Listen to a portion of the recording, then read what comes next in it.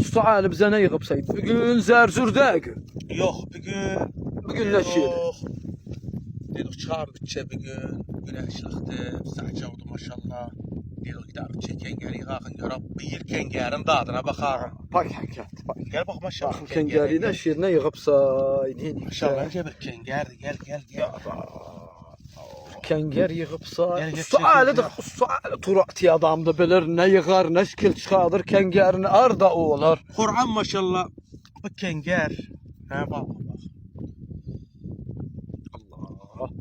Eski günleri böyle sağlayayım. Kengerde subhanallah bir tamam var özündür ki böyle bir kavurdu, içine Arap mırtasılık çaldı, sıcak çörekle vurdu. Sen suali berri adamsa yığır. Vallahi elhamdülillah şükür biz veriyoruz elhamdülillah işte. Yani bir gün Ya kenger. bunu yer uyar var elhamdülillah. Yani suali bir gün Torgay, bir gün Kenger, bir gün Zerzur, bir gün Tatran. Ha vallahi. Bu tarafar xalqına, milletine bilindir ise. Ekit de. Suali yaşamağı seni görük bile berri ise. Maşallah çok şükürler olsun Allah'ıma. İşte çok rahatlık dememesi söyleyeyim.